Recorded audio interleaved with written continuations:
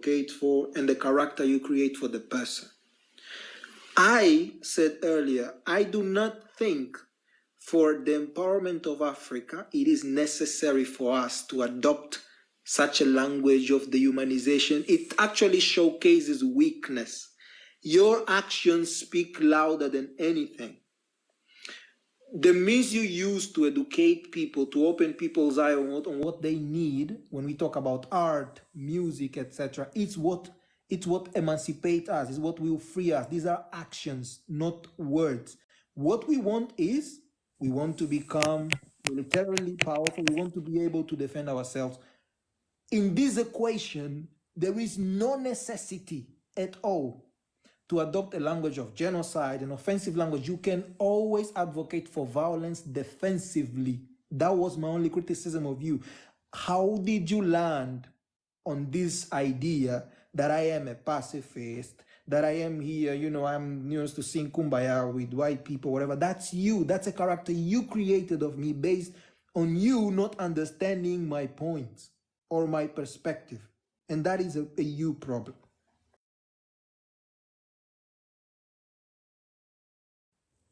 Okay, can I? Sorry, I would like to have okay, Black Void, you came back, and I had ushered in Traveler, so I don't know how should that work, but can we have? Can I talk now? Yeah, please. Yeah, it's okay. Just make your point. Black Void, I'll bring you afterwards. Okay.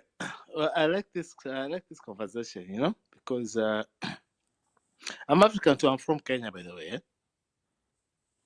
But I know that. but I will say one thing. Been 60 years. Well, most countries, not all, apart from South Africa, but we've had independence. Okay, let me say 50 years then. We've had independence. We cannot blame the white people. You understand? Let's blame ourselves, because these leaders that we are choosing are the people who are like coercing with the white people. You understand? To bring like companies, and these companies are making money, taking all the resources from Africa, and the white people are being enriched, but we're still voting for these people. And this government in Africa, entire Africa, in this government in Africa, the big people make the money. They come and tell you something, and then you clap. You clap. Yeah, yeah, yeah, you clap. Hey, yeah, you clap, you clap, you clap. You're a poor person, and you're clapping for him. Guess what? He's being a white person here. He's being Shell. He's being Total. They're taking all the oil from you. The big people, you're president, and the people on top there, they're making their money. Yani, it's frustrating. Like, I just want to cry. They're making all this money, and the people down there, nothing. Poor people. And guess what? Pardon me? Pardon me? Yeah, it's okay. Just go on. I muted him. Yeah. And then the government that you chose, you voted for this person. Because he comes there and say, hey, I will do this, I will do this, I will do this, I will do this, I will make you whole, I will make you whole, and then you clap for them, and then you vote for them. And then guess what's going to happen? And a good example is Zimbabwe, Mugabe. Even my country, Kenya, same fucking thing. No difference. Most African countries, same thing. Don't blame the white person. Trust me, you can you can choose a president that can like say, listen, this is done with my people suffering, done. You come here, listen, you build roads, you build schools, you build every infrastructures. Guess what? That money that people are like the government, the big people in the government are going to eat, they're going to help the poor people. We have to choose the right leaders. We cannot blame. Listen, you can blame the white people after 60 years back, but after 50 years, you're not going to blame the white people. We blame ourselves, Africans, the people we choose to lead our country. Because look at most African leaders are the richest presidents in the entire world? Yes or no? African leaders, the richest in entire world. There's no, listen, you can go to Canada, go to That's America, true. go to go to UK. African leaders are the richest people. Why? Why? You know why? Because they bring this white people to our country. Okay, they oppress us, but the big leaders, the president and the entire cabinet, they get Brother, rich. brother, 1 second, 1 second. Just name me one African leader is among the top 10 richest people in the world. Just one, please, if you don't mind. No, Wakanda is talking about the salaries that they get every other month. Okay, this is something No, that no, no, no. Hold on, so hold on. What did he say? Say he that again. asked so I said, he asked you to name one of the African can politicians you who is name in the me top. one African leader, in the continent of Africa, regardless east, west, central, whatever, one is among the top 10 richest people in the world. Just one. Let me say. Guinea-Bissau, a No. So small country. Listen, so, Guinea-Bissau, a Gi- small country with the most resources. The population only 2 million, only 2.5 million. Okay. Guinea-Bissau, So and the they have so president, much resources. Look at Guinea-Bissau. okay, Look at that's the good. president. So the Look at how president, people okay, are living. brother, Guinea-Bissau. you are talking sense. You are a very smart guy. I just want to ask you one question. So, if, according to you, the president of Guinea-Bissau is what? Is among the top richest people in the world? Wakanda, can I help this brother from Kenya Traveler, because there's sense in what he's saying, and this is something I did calculation sometimes back. Okay, so the fact is, even right now, if you calculate the salary that the Kenyan parliamentarian Yeah, earns, true.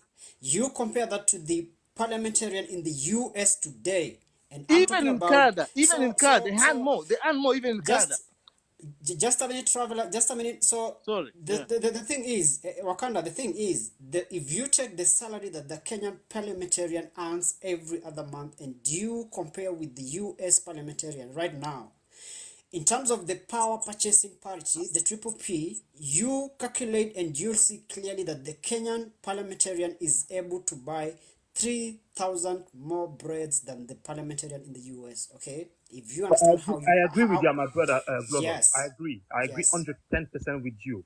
But all I'm asking one question, because we are talking about what you are talking about is very true, because our leaders are corrupt and their salary are Yeah, just and crazy. of course that in fact that simply reflects the greed that they have, because if you do that math, and because I said clearly the Kenyan parliamentarian is able to buy 3,000 more breads than the parliamentarian in the US every single month. Okay, so calculate, I mean, do that math and compare with the rest of the Kenyan population, Brother, can the I ask you a lifestyles question? that How they much are they lead. making? How much are they making a month, roughly? Can you tell me, please? The Kenyan parliamentarian right now should be around 800,000. 15,000? 800,000. It should be around 800,000. How much that in US dollars, please? Okay, No, I don't. 800 About US, right? 8,000. 8,000. Call it $8,000 or $9,000. No, Okay. I think No, at so some point I hey, looked at it. I Did it don't. say Hey, 15,000? so listen, Wakanda. I don't want you to get confused, because you don't compare the exact salary with the exact salary in the US. Okay, so in the US is around $27,000 per month. So if that's not how you do the math, so the math is done like, okay, you take the power purchasing parity, because each country has its PPPP, right? So in the US and in Kenya, if you compare, I said clearly, the Kenyan parliamentarian salary, if you calculate the number of breads that he can buy per month, is approximately 10,000 breads, Kenyan breads. Okay, if you do the same math, you take the parliamentarian, the US parliamentarian salary, and you calculate the number of breads he can buy in the US today, it's gonna be around 7,000 breads. That's exactly over 3,000 more breads to the Kenyan MP. So that's how you calculate salary in terms of the currencies, because again, you understand it's a different currency. Yeah, I totally understand you. And you have to Yes. I you have to totally understand. The listen. only point, the only You have to point I'm look at the making, economy too. I am not protecting these our criminal leaders. They are very corrupt, and we need to get rid of them sooner or later. Anyway, I agree with that. But I just want us to be a little bit more focused on the main don't blame the white people all the time. Listen, we have to like stand up for ourselves. Listen, this is in my country we call it ukoloni mamboleo. You understand what that means? Ukoloni mamboleo. Yeah, Like black people colonizing their own people. yeah, You I understand? agree. I agree, 100%. I agree. In my But country we call it like that, ukoloni mamboleo. yes, I agree with you, 100%. But for you to be corrupt, you need somebody to corrupt you, isn't it? For you to be Yeah. corrupt, it takes two people to be corrupt. Do you know that? One Yes. person cannot corrupt themselves. Do you know that or Okay. not? Okay. So for you to corrupt me, okay, you need to be corrupt as well. And for me to corrupt you, I need to be corrupt. So there's always somebody from outside. This question been asked to President Mobutu. They said to him, why is your country so corrupt? He said to the journalist, the Belgian journalist, he said to him, the word corrupt in our language here in Kikongo, Lingala, or Chiluba, or maybe Swahili, I don't think it exists. We don't have this word you just mentioned. As a Belgian journalist, you ask me that my country is the most corrupt in the world. You're probably right, but I'm just telling you, if we are corrupt, because we don't have this vocabulary in our language here. So this word corruption came from somewhere. I think it came from French or English or something. So it means the word has been used somewhere else before you guys Yo, came my to friend, bring this go word to here. the point. Go to the point. You know, you're like So, explaining so dictionary. Go to yeah. the point. So to the point I'm trying to make is that what you're saying is very, very true. But when I talk about money, when we talk about resources that Africa is producing, if you look at the MP salary, according to our standard of living, yes, I agree with you, is a lot of money because MP in Africa should maybe getting £1,000, not 8,000, 10,000. That I totally agree. And those people need to change their policies and politics. But if I tell you what those people outside, those who corrupt them, are making is 150 million My, times more. my friend, Those listen, listen, those are listen, peanuts listen, listen. compared to Can I what say our something? leaders are Yeah. making is peanuts compared to what their Listen, slave masters are listen. making. If you are the president and you allow that, whom are you blaming now? Those outside people? No. Listen, I live in Canada, by the way. Listen, I live in Canada. Try Okay. to tell me if Chinese can come here and do that. Never gonna happen. Never gonna happen. Chinese can never do that in America, can never do that in Australia, not in France, not why now? Why in Africa? Because we are fucking corrupt. Do you understand? I say something next? Okay, I want to put this in an analogy. I'm not done, but you can talk. So yeah, Okay. so it's okay. So traveler, you can finish up the point so that when we move on from Kia, we're gonna go to the next speaker. Yeah, so what I'm trying to say is this, we Africans, we Africans, okay, we have to change the people we vote for. Do you understand? In my country, in Kenya, we voted for people, but guess what? Like right now, we have Chinese in my country. Chinese. I'm not saying like they're bad, but trust me, even Chinese, they're corrupt. They're very corrupt. They are very corrupt. They can come there. A tender is like 2 billion. Guess what? They're gonna make it like 10 billion, and then the government is gonna approve it. Why? Because people have to eat. Why? Try do that in America. Try do that in Canada. Try do that in France. Try do that in UK. No, you're not gonna do that. It's not going to happen. How now? How now? It's not going to happen. But because we're Africans and we choose like bad leaders, then we allow that to happen. Then now 10 billion is gone and our people are suffering. Why? Why now? It's so painful. Do you understand? We need to choose leaders that listen. I stand here and guess what? It's not going to happen. It's not going to happen. You bring your resources here. You bring your resources. We have the resources here. You can bring your power, manpower, whatever. But guess what? You can Brother, say, listen, let me you just have add to to be. what you're saying. No. No, Listen, I'm still talking now. let him Let me finish. finish talking. Let's move on Let from me that, finish please. talking. Wakanda, I'll give you another chance because yeah, you spoke and that was long ago, so you should Yeah, be let me having finish your talking. second round. So I'll You bring you can in. Don't worry. listen. You can. I'm not saying don't bring investment in Africa. Bring investment. Even in Canada here, there is like people bring investment here, Bana. But listen, you have to take care of your people. Your people are number one priorities, not the the people in the government eating. Do you understand? The normal people, the population, that is number one priority. Like I've seen what is happening in Nigeria. Shell thing. Come on now, like this is embarrassing. Do you understand? How do I bring Shell and then like I can't remember I watched a documentary here. I can't remember that place was, but I watched a documentary here in Nigeria.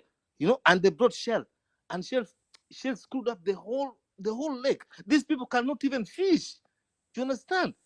And they've been taking oil there, and no job, no nothing. How do you expect these people to survive? Up to now, there's resistance there. Even Shell cannot even go. They shut down. The resistance shut down the fucking Shell. They took guns and everything. Because how they gonna eat now? Instead of bringing Shell and tell Shell, by the way, listen, you're coming here. You see this community. You have to build roads. You have to build schools. You have to give these people jobs, and that's what's going to happen. The government is supposed to say that. The president is supposed to say that. Give these people jobs. You have to build schools, build roads, build like a mall, whatever, everything. Make it like a good, like a big center, But guess what? They just come down, they just take the whole. Then there's resistance. Now Shell, they shut down the Shell, and then the entire lake or whatever, it's all messed up. They can't even fish now. Like there are things like, listen, we have to blame ourselves. I'm not gonna blame like the white person to come to. I'm not gonna blame Shell. Why am I gonna blame? Why should I blame Shell? Why? And this Shell came to my country. I can tell Shell, get out of my country anyways.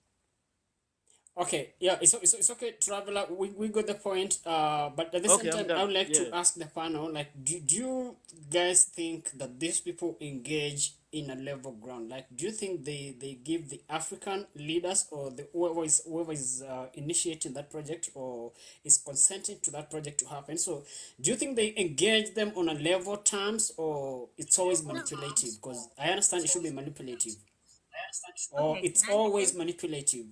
So yeah, Kia, you can.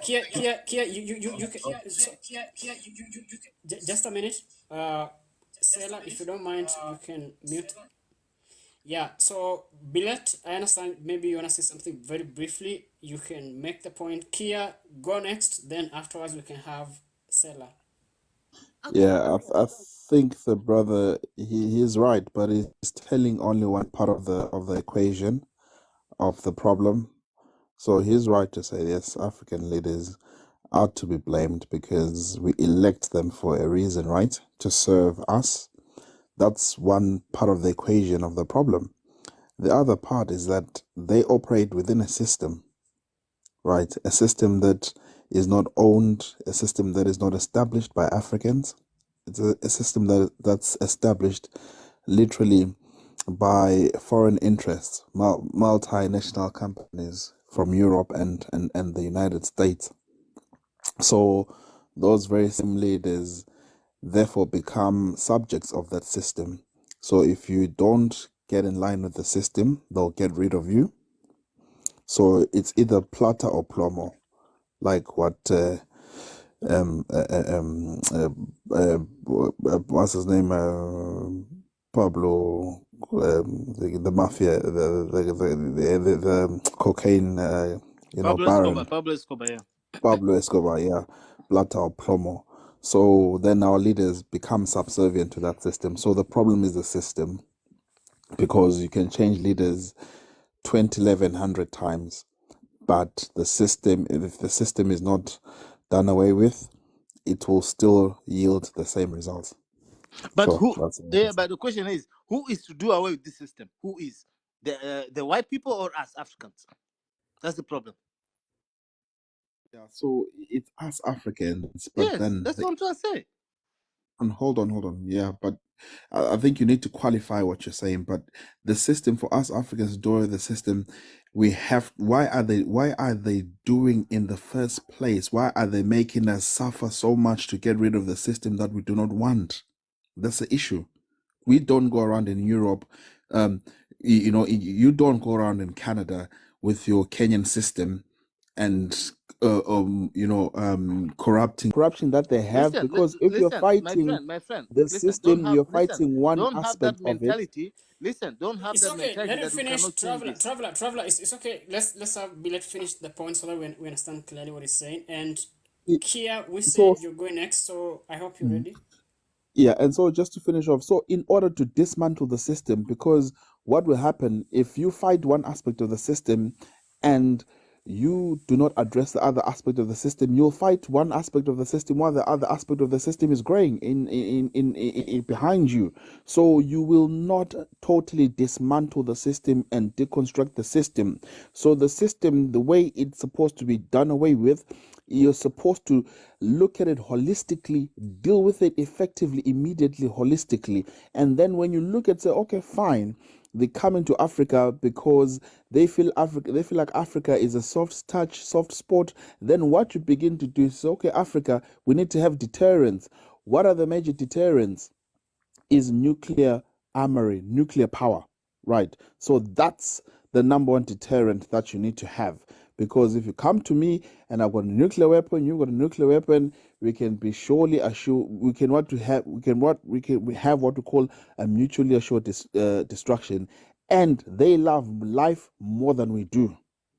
They have more investments more than we do. So they'll make sure that that deterrent works, and they will think twice in terms of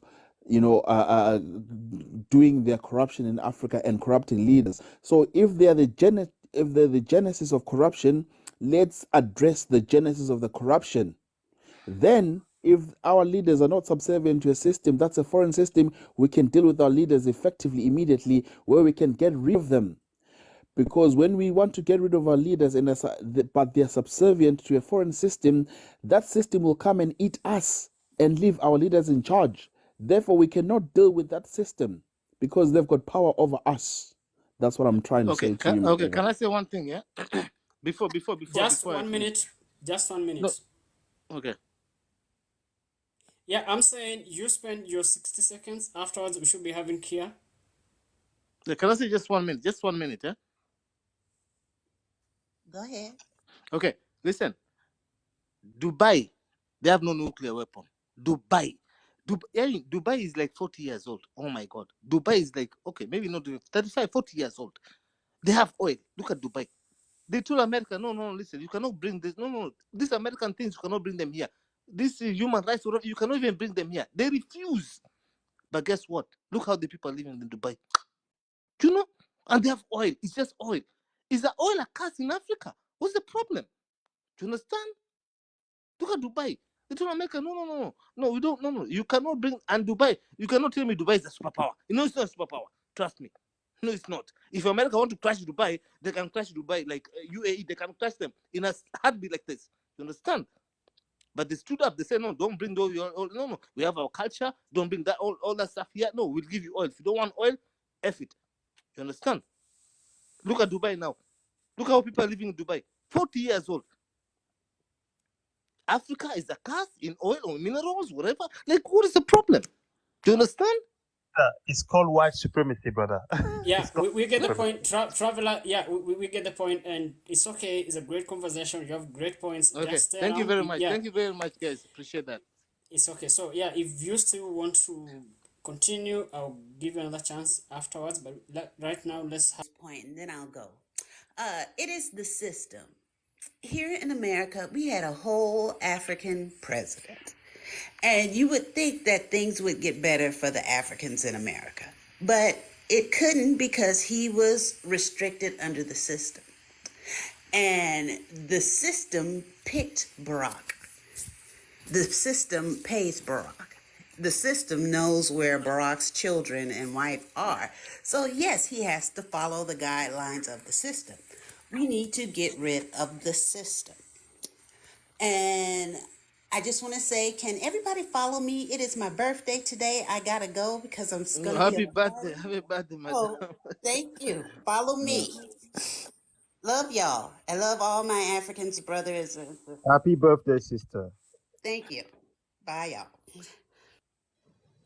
So yeah, Kia, it's been great having you around. You've been on this platform for very long hours now. Others, we appreciate your presence and welcome one more time. This is Salah X Sardine, the major of the Black Panther Party. For those who don't know who I am, um, here in America, like I was speaking before, I don't know too much. I had to take care of some business earlier, but now I'm back. But here in America, I watch what go on in Africa.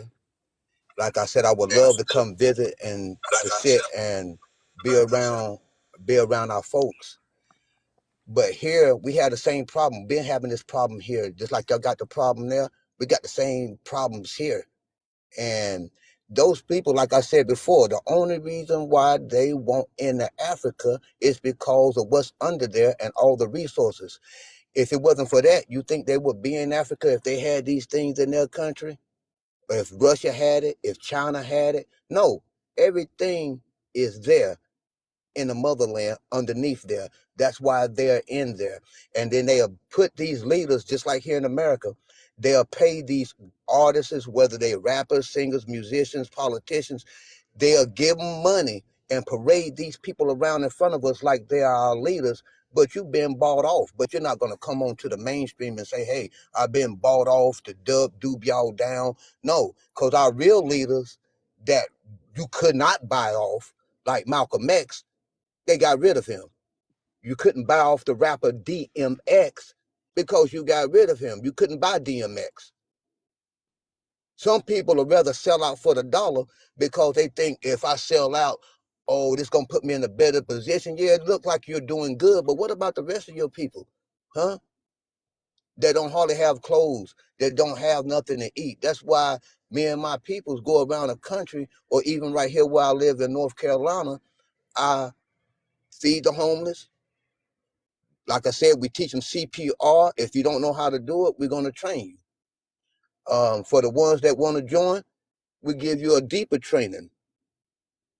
Then, or we pass out clothes. We do different things around here to try to help our people the best way that we can help them here in America. We got to start taking care of us, not trying to be friends with somebody else. If we can't get along, we first got to learn how to get along with each other first before we can even think about dealing with these folks. We need to deal with us first and come from out of this physical slavery and this mental slavery of the work that they done on us. Because if you never heard of Malcolm X speech, he told us in the movie what happened to us.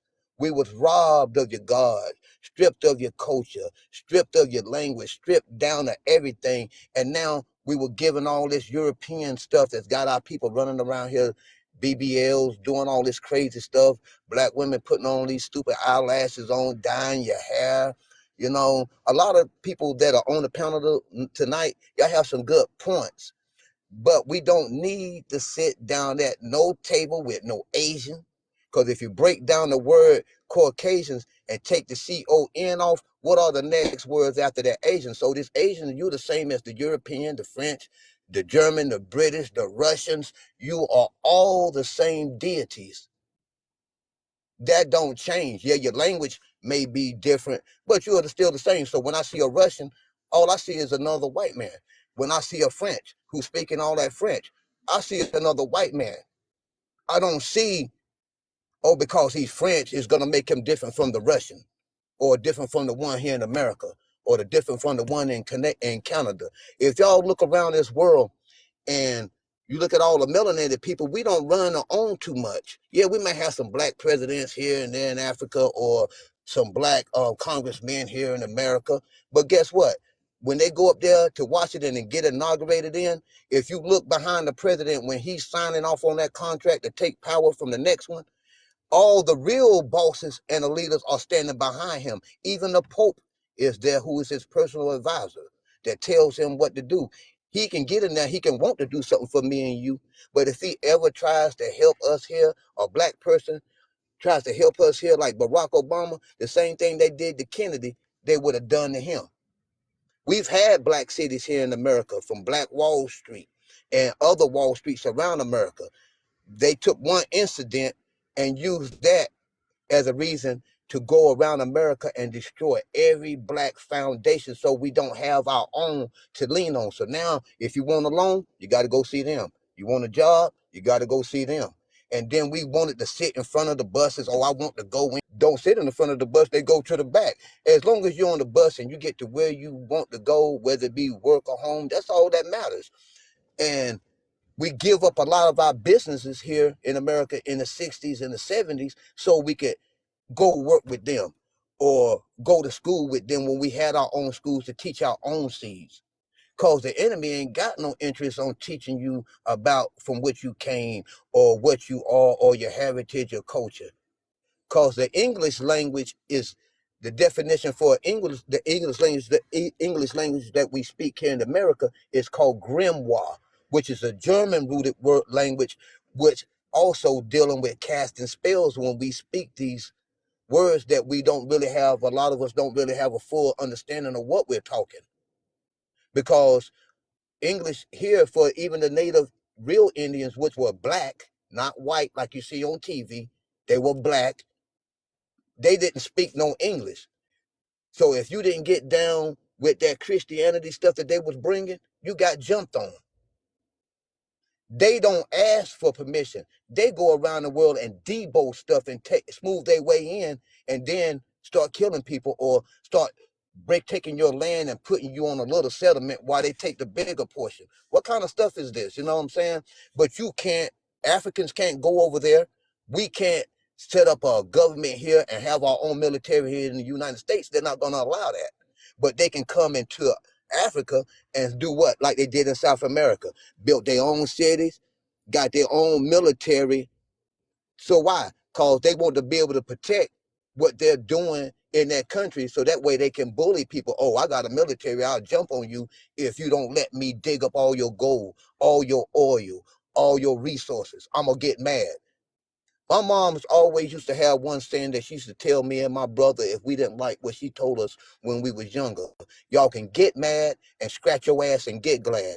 That's the same thing we need to tell them. Oh, you mad because we won't let you over here? Then get mad and scratch your ass and get glad. Because if I can't come to Russia and do what you're doing here, if I can't come to Asia and do what you're doing here, go to America, then you need to get up out of this land all together. And all of Africa need to unite and chase them out.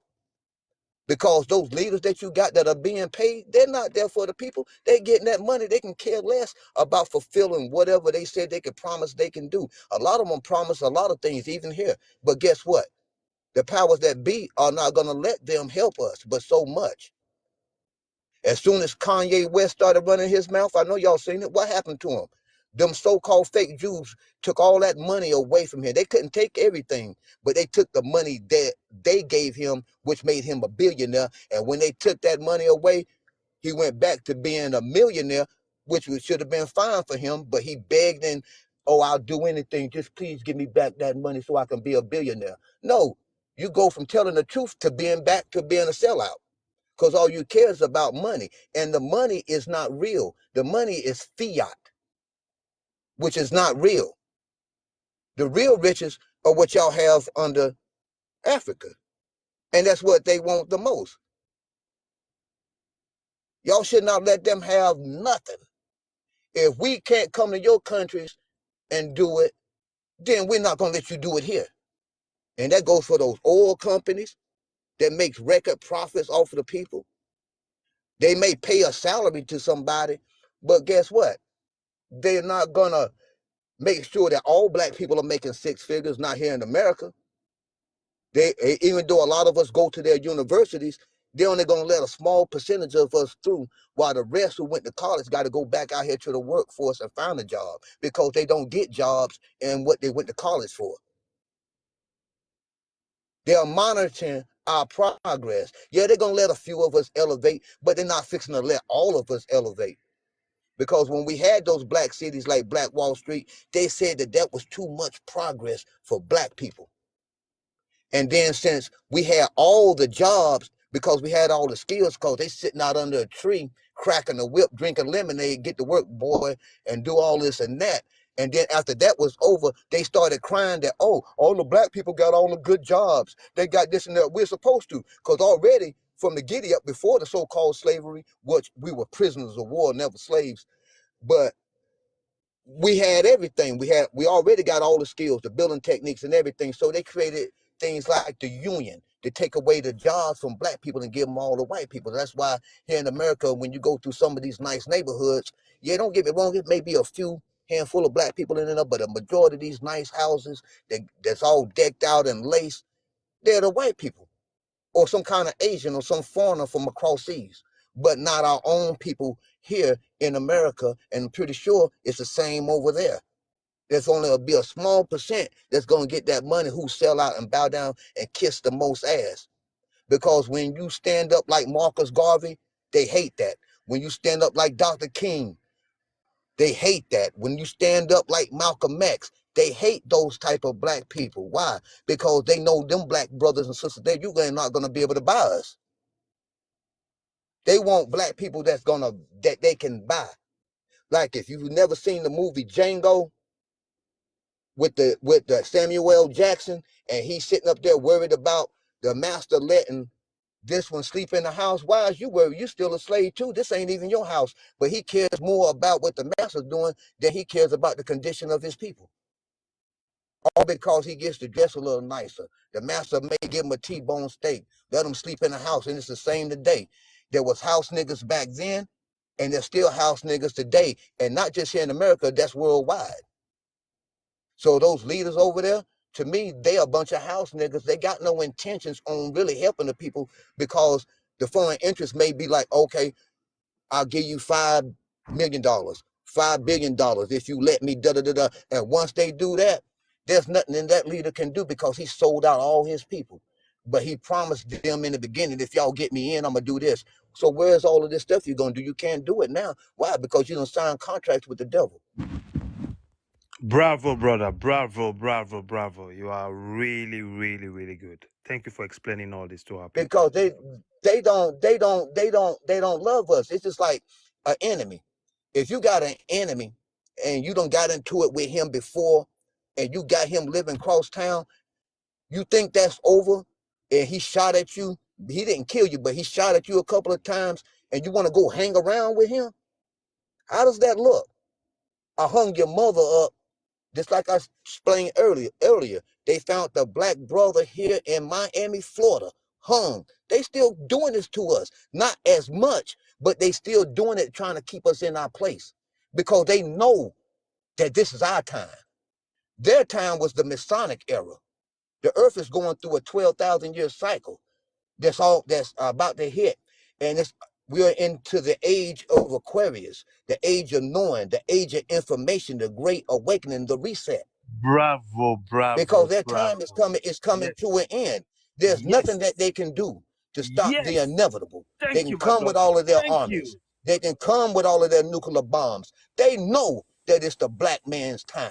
This is our rise. And we got to protect our black queens by any means necessary, like Malcolm told us. Malcolm said, don't use the word freedom nowhere in your vocabulary unless you're ready to stand up, throw down, and die for it. Because that's the only way you're going to have true freedom, so that the generations that's coming up behind us can have freedom.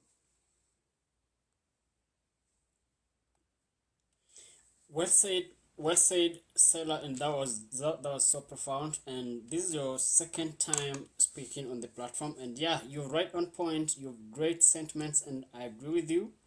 And of course, yeah, it's a great conversation. I don't know if any one of you guys have any comments about the conversation, maybe something Oh yeah. different.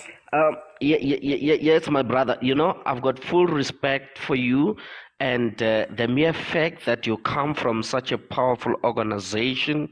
You know, I'm really, really, really proud of you. You know what I wish? This is just my wish for African Americans in your country, to ensure that they rally behind this organization and vote, all of them, just join this organization, because it cannot be that we even find our very own African brothers and sisters in the United States voting whether Democrats or Republicans, dividing these votes. It can't be. You know, someone actually provided one of the best solutions, and he said, imagine a situation where all the African Americans as the minority, vote in a block and vote under this organization of yours, my brother, and other minorities from other race also come together and consolidate for some positive as things were. But when it comes to Africa, my brother, you've got a role to play. We in South Africa, the reason why this democracy became possible is because of you in the United States. The role you played through Malcolm X, through other movement like the Black Power movement, is a great deal. If I want you to go and read about Stephen Bantu Biko in South Africa. That man was inspired by your leaders there in the name of Malcolm X and others you have just actually alluded to.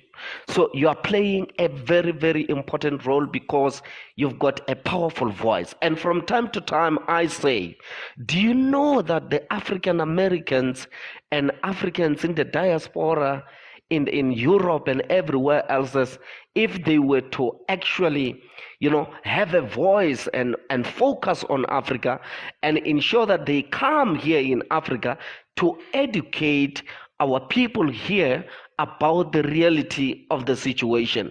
I mean, you've got experience, you've got all the knowledge, you are intellectuals in your own rights, and our people in Africa, who are some of them, don't believe it because of the damage of colonialism.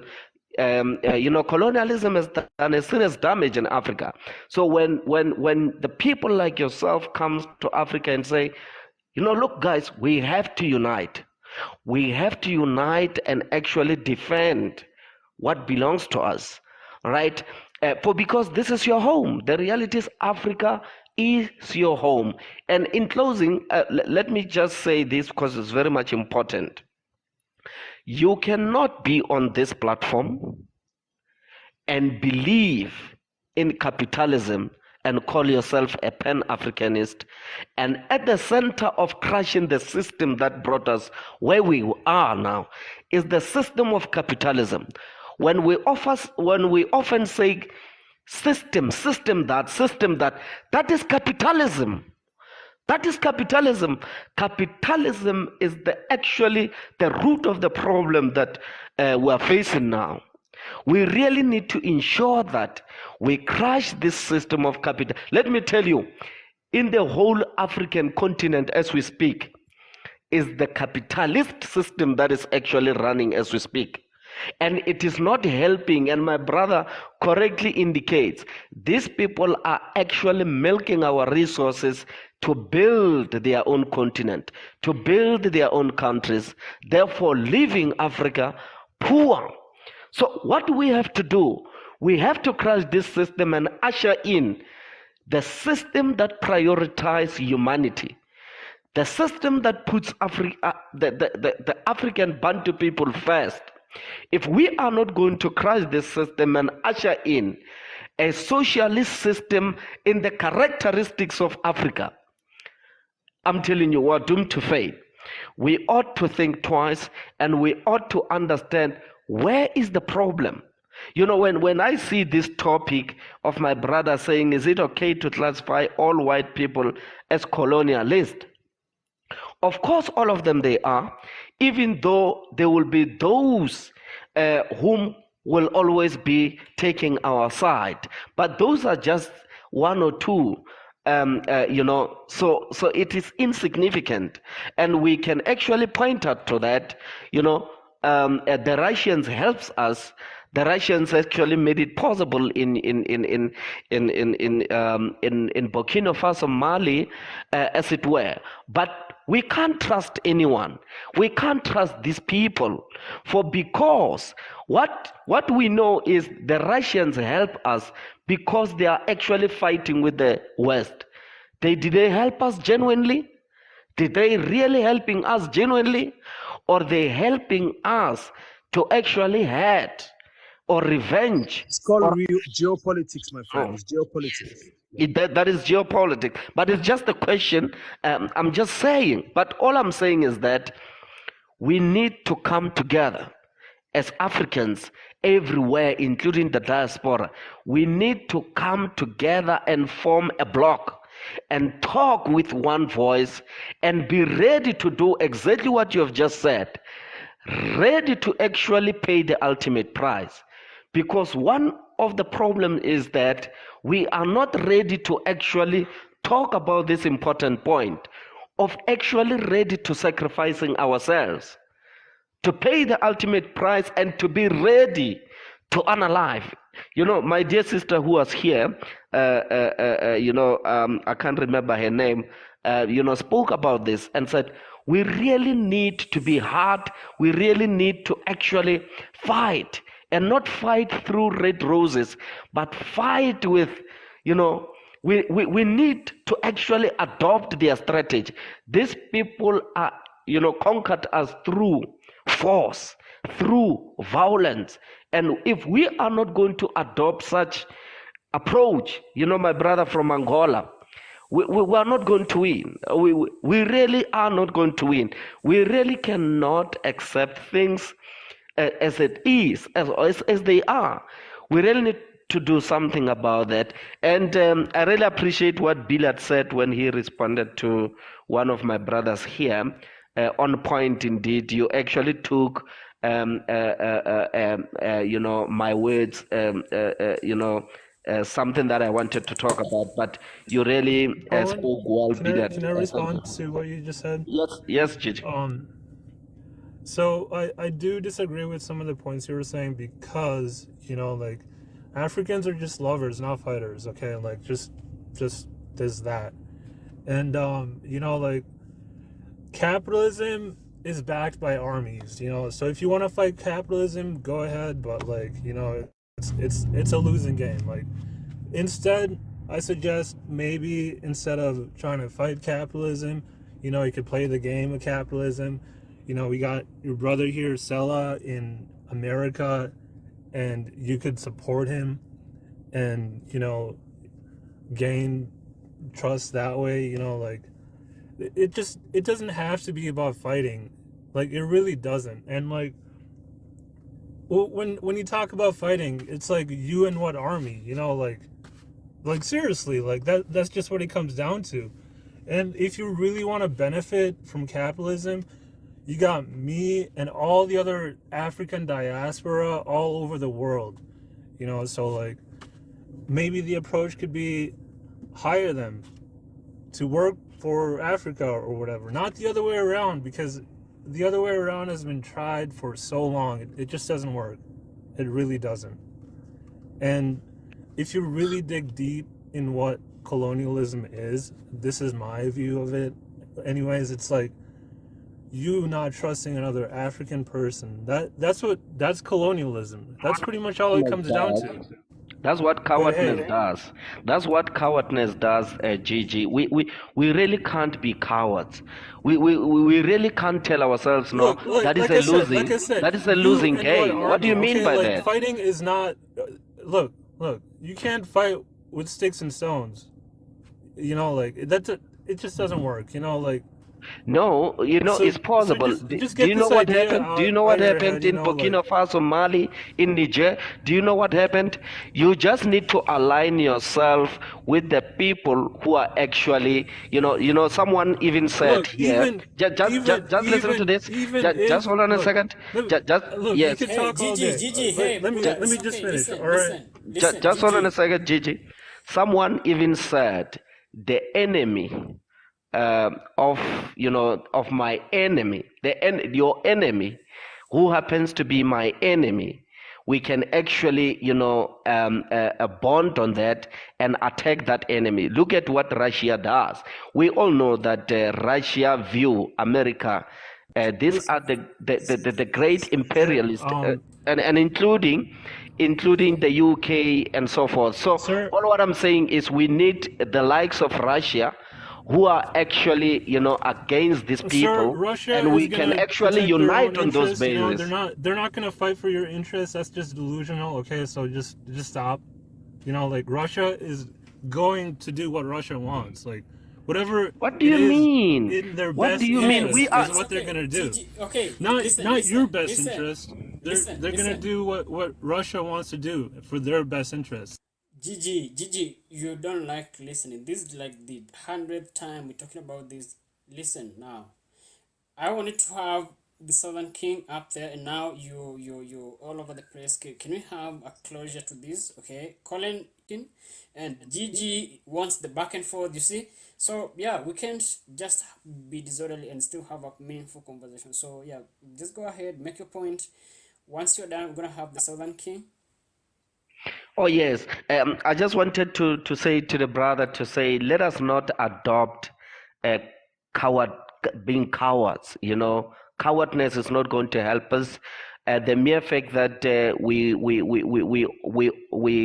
accept defeat even before we even start and say no, well, it's a losing battle. It's not going to help really. We just need to align with the people who are actually, against those who are actually at the center of our problems.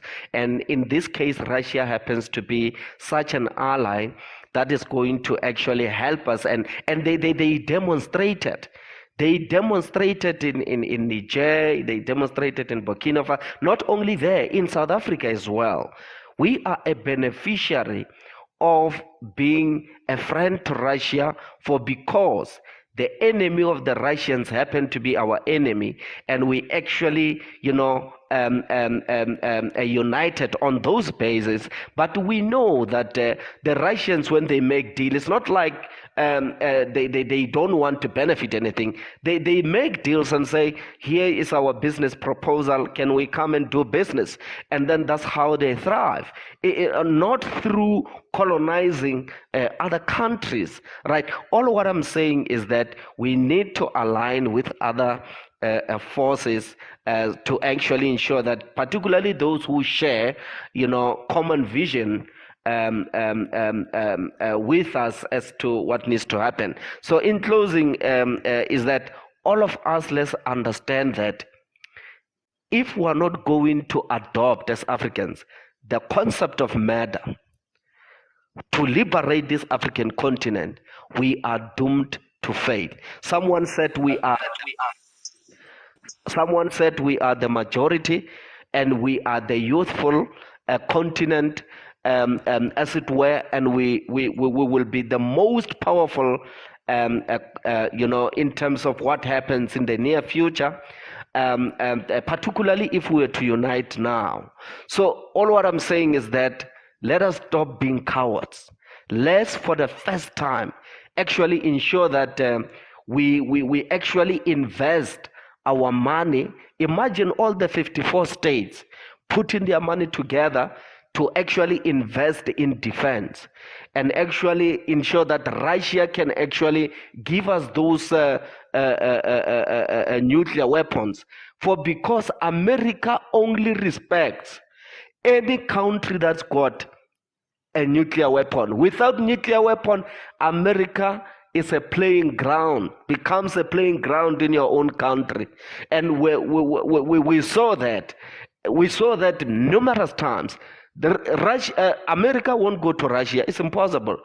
They want to create a proxy war there in Ukraine so that they can use NATO to attack Russia. But they know that Russia is well organized in terms of defense. So you need to actually bring defense as the first thing that is going to help us protect our minerals and ensure that unity of purpose is realized. So that is just my view. Thanks, Colin. Host, Colin. Hey, can I say something then?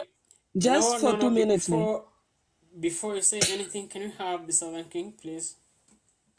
Okay. Oh man, thanks for welcoming me to this panel. I was away for almost 2 weeks. I got really busy with work here. I think it was you, Billy, and what's the other guy's name? When we were trying to form or name the group, name this organization. So when I was away, I didn't know what we ended up coming with here with the group name. So what is it now? before I So there was okay, the Southern King, a lot has happened, okay, and we still formulating the platform, okay, we laying the structure, everything. So it's not yet well started, but of course I've DM'd some people about the progress of the initiative or the whole movement really. So yeah, I'll DM you, and of course I'll tell you about the stages that okay. we, I mean, or the exact place or exact level that we are, so that when we get started, of course you're gonna be part of that, right? So I Okay. followed you. You said this is your backup account. I followed. Yeah. So yeah, you don't have to worry. I'll DM you, and of course we'll be making announcements on this same platform. So it's not that, it's just that Okay. we're not very ready now. Okay, so once everything is said, we're gonna come to the same place and of course make announcement, like an official announcement that the organization is made or is formed, it's running, so that anyone who wants to be part of that, they understand exactly what's happening.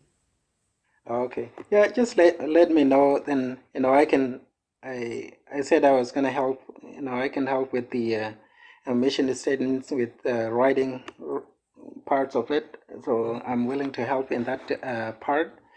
Okay.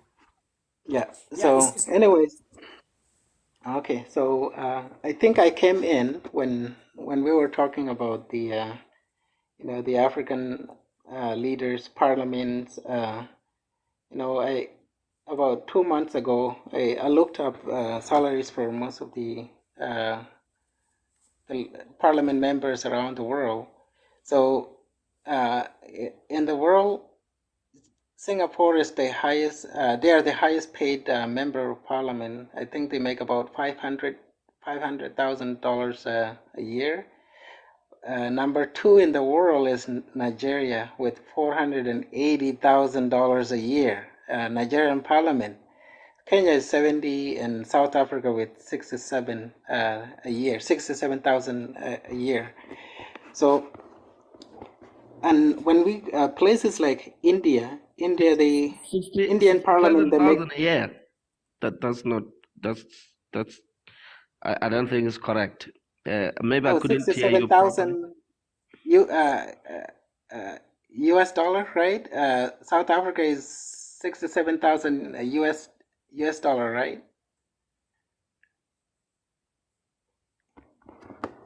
Anyways, then they said India is the lowest with maybe 15,000 US dollars a year. So when if we can change policies, laws, constitutions where politicians make less money, let's say the example of India with like 15,000 a year, and Switzerland, which is the richest country, one of the richest countries in Europe, their parliament members make $25,000 a year, and Turkey make about 27,000 a year. So those countries are rich. So when we pay members of parliament low wages like that, I don't think there will be a desire to be corrupt so much, or desire to be in the government, to just graduate and try to get into the government right away. So when there is a corruption, I don't know, the other guy left. So when there is a corruption in Africa, somebody in Europe is receiving the corruption money. For example, Gaddafi was killed when he had 220 billion US dollars. The US government pros 70 billion. The UK government pros 70 billion. And I think Switzerland pros some maybe 20, 30 billion of his money. The only money that was left was only 45 billion dollars left for his son, his oldest son. So, and when the the former president of Egypt, Hosni Mubarak, he was overthrown when he had 75 billion US dollars. And our president in Sudan, I think he had over 100 billion US dollars. The Sudanese president, Omar Bashir. So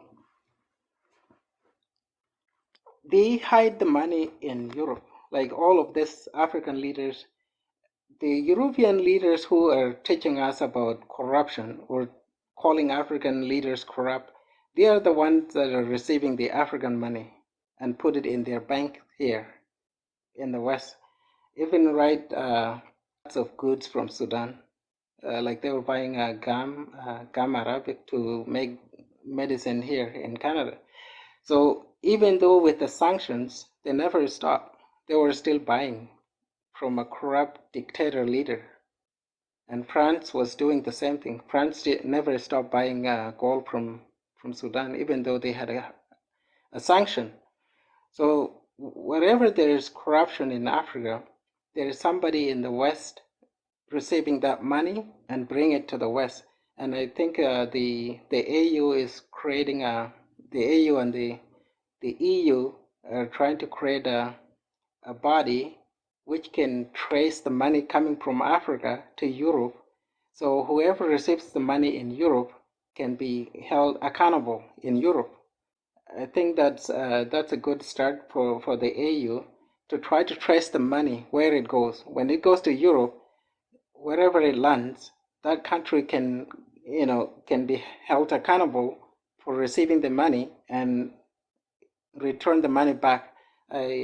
I noticed I think in 2000, like 4 years ago, the Nigerian government followed their money to Switzerland, and they were able to retrieve some of the money from the Swiss bank and brought it back to Nigeria.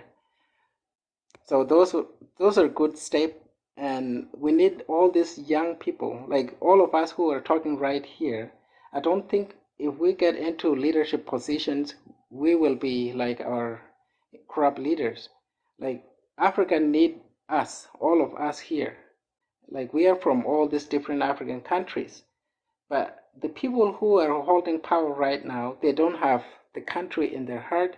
They don't have the citizen in their heart. They just want to feed themselves and their family. Like all the leaders in Africa, their kids are here. I meet most of the kids, the African leaders' kids are right here in North America and in Europe. They say they have schools in Africa, but they would not send their kids to schools in Africa. They build hospitals in Africa, but they will not go to those hospitals. When they're sick, they go to Europe. Nowadays, they're going to Dubai. Dubai built its own hospitals, but the African leaders, instead of building similar hospitals in Africa, they would rather go to Dubai or India to get medical treatments. But they are the leaders. If you want that quality healthcare system, why not build it in the country? You are the leader. Why not build it in the country? Why go look for the same treatment elsewhere when you are the leader? You have the money, you should build it in your country. I'll land here.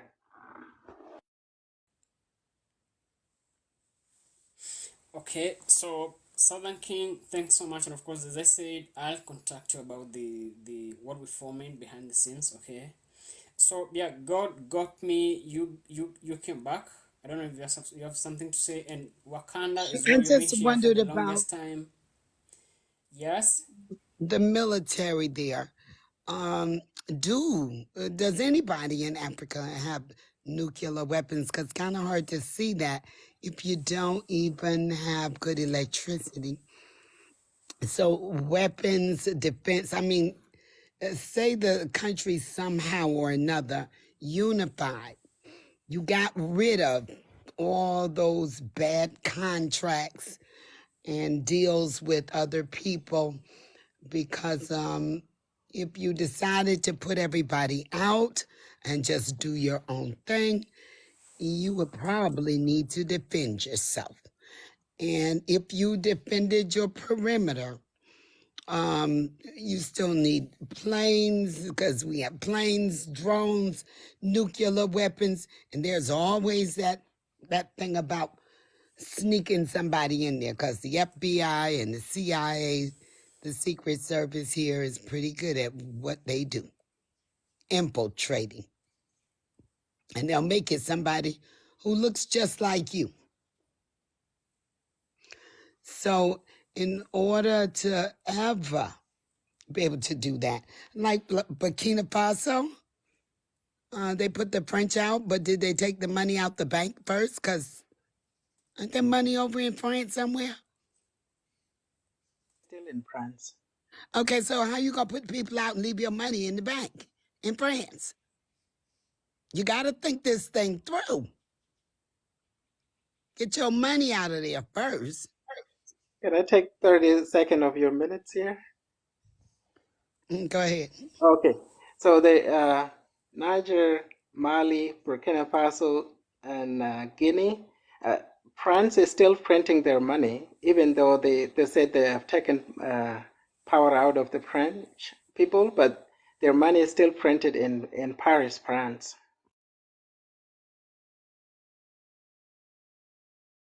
I am so proud of them for what they did do. It showed some courage. It showed some strength. It showed determination. All of these things are necessary, even if it didn't go quite well, because here in America, we've had, let's see, what was that last failed attempt? I think it was Black Lives Matter. I don't know. I think they sold it to some people. They stole some money, sold it. So there's got to be some kind of checks and balances. Yeah, you got to think the thing through and know what others have tried that didn't work, so you don't make the same mistake. Because Black Lives Matter was a terrible failure. And some of the other leaders that he spoke of, Malcolm X and Marcus Garvey, all these people, and in different places, because frequently on these lives I hear USA, like there are only black people in USA. There are black people everywhere. They're in Brazil, they're in Haiti, they're in the Dominican Republic, Aruba. We're everywhere. So it's not just USA. So yeah, when I go to thinking about what Why You Hate Me was saying, a defense system is going to be very, very necessary at some point. So if you don't have a good one, the sooner you start working on one, the better, because you will be needing it at some point. Right now, planning stages, like getting your money out, coming up with your own currency, removing all these borders, that kind of stuff, because we'll all need each other. But I'm real proud of them, for what they've done so far with at least expelling some people. I don't know how that's going to affect them financially. Because, well, these people are still printing the money. So you're going to need your own financial institutions and a good military with everything modern military. But I've heard some good talking points. And some of the things I heard in here, I started wondering if people already knew about, the Atlantic slave trade and chattel slavery, because people were brought out of there on boats, but they didn't just come straight to America. Sometimes they didn't have enough food. They stopped anywhere and dropped us off. So we're now everywhere. All these other countries. It's not just America. We're everywhere. And we all need to try to figure out some kind of way to get along. That's all I got, and it's getting late, and I got to get up in the morning. But thank you for letting me come back up here. Thanks so much, God got me, for your contribution to the conversation. Since we started, you've been here the whole time. Thanks so much. Okay. Kushaus, you came back. Welcome as well. I don't know what you guys want to say, because yeah, it seems we exhausting the topic, right? Yeah. I really wanted to talk about the military, like if that's okay. Yeah, you can go ahead. I, what is his name? Oh, he left already. Anyways, in force, like a strong military force, and that's the military force that needs to be armed, you know. But I don't suggest individual countries can, attend nuclear weapons, because that's not, you know, some people are angry. They will bomb each other. But I think the African Union peacekeeping force should be able to handle the, maintenance of the nuclear forces, because it's only Africa that doesn't have a nuclear weapon. Everywhere, like Europe has that. America has nuclear weapons, and Asia has a bunch of countries. Like you have Pakistan, India, China, North Korea, and Israel. So all these Asian countries have nuclear weapons, and they have that. But there are other countries like South Korea. They don't have a nuclear weapon, but they are using knowledge. They're selling knowledge. South Korea doesn't have mineral resources to sell. They don't have oil. They don't have gold. They don't have anything from the ground to sell, but they're selling knowledge to the rest of the world. So Samsung is like the second. Samsung phone is like the uh, second or the third mobile phone producer in the world, and they took the technology from America. So we can use countries like South Korea. I don't think South Korea has, ill intentions to colonize another country. If let's say an example, if Uganda wants South Korea to come and build a mobile production company in Uganda, I think that can be done without, obtaining a nuclear weapon. Things like that. Soft power. Africa needs to develop soft power first. That is economy. Like economically, if Africa can get stronger in that field alone, the world will respect us. I think that's what we need first. Like develop our economy. Stop sending the money out, because all these African leaders have houses in the U.S., in the UK. Like I think the president of Niger, the one who was ousted 4 months ago, he has 27 houses in France, in Paris, and he bought all the politicians in Paris. Like, what is that? Why would you go and buy politicians in Europe? And every year he would bring snow from Europe to Niger so they can have a white Christmas. So all this nonsense, you know, if he can buy 27 houses, build them in Niger, the country could have been developed. And I'm saying this like our former president, he built a lot of houses in Singapore and Malaysia. Why building a house in Malaysia when you are not living there? And he built houses in United Arab Emirates, lots of houses there, and he's not building anything in the country. So our presidents, our leaders need to start building the country, not send money and build houses outside the country. I'll land here. Okay. Okay, thanks so much, the Southern King. So Kushaos, you came. I don't know if you wanna speak right now, or can we have Why Do You Hate Me? Then you. Yeah, we could do it that way. Okay. Thank you. I'll just say this one very quickly. My black people in Africa and in diaspora. I told you that You cannot play the same game with these people that they brought the game on the table to play with you. Then you're gonna think that you're gonna win. Those one who are talking about weapons, I never talk about weapons. I never talk about massacring with weapons. I said poor African, poor black African, should launch a massacre on white farmers that own their land, that are starving them, that are the reason why they are poor. That's why they are stuck where they are.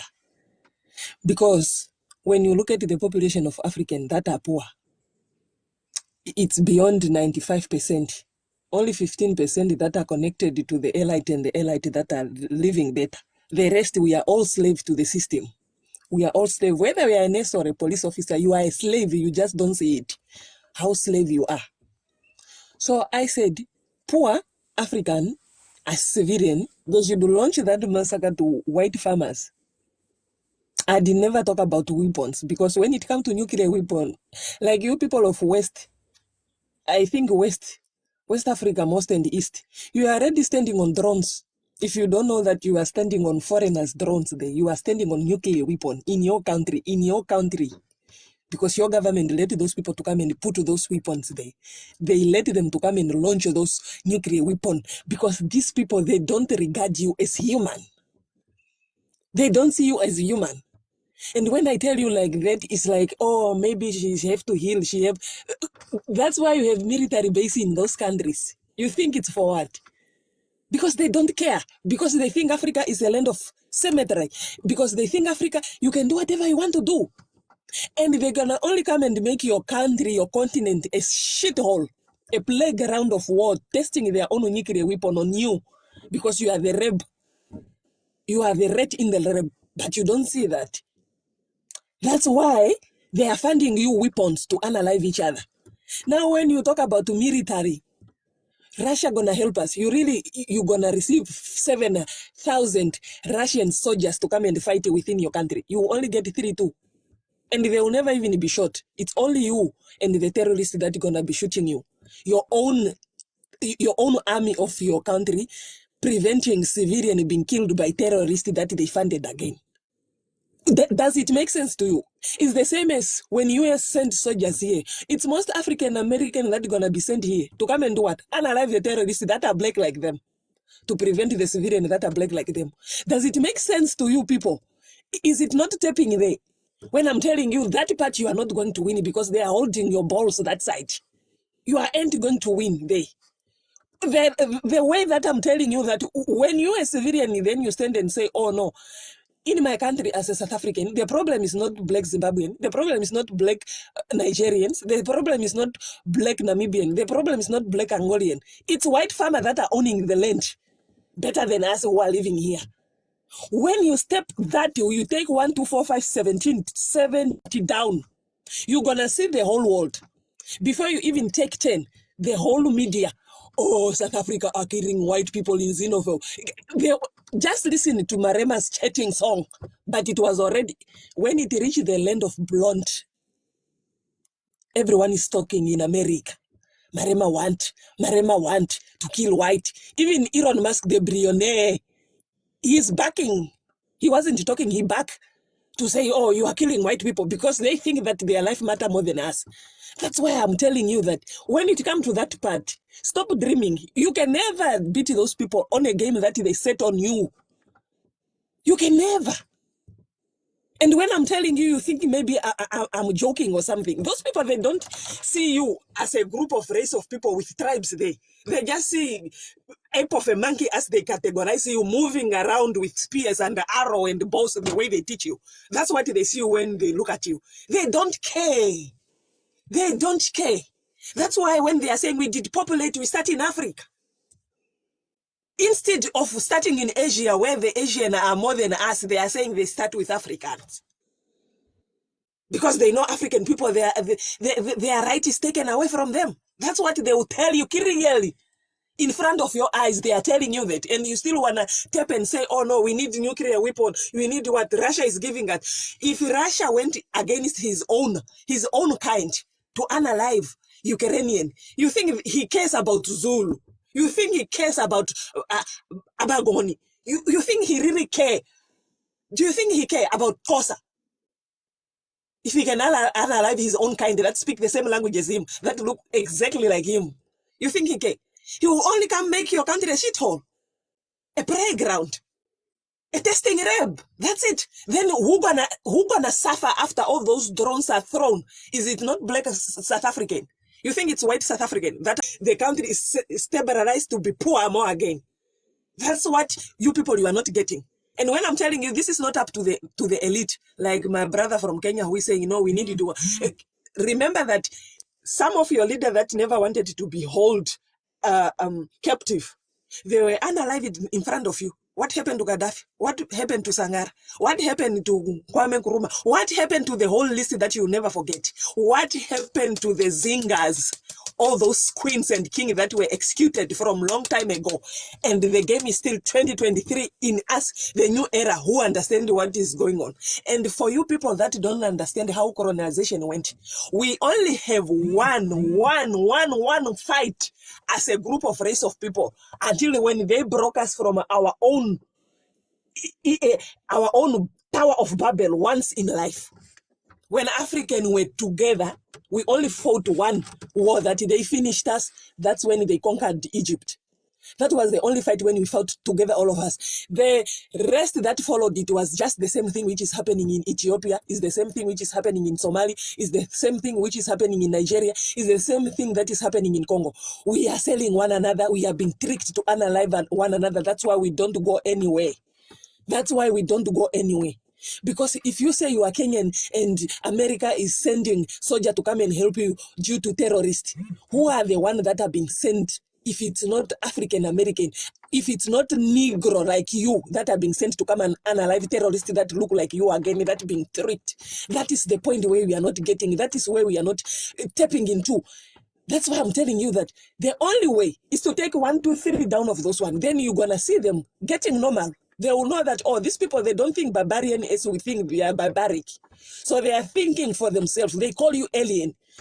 The alien are starting to think of themselves. That's what they call you. I'm not calling you that. They call you aliens. They call you barbaric. They call you anything.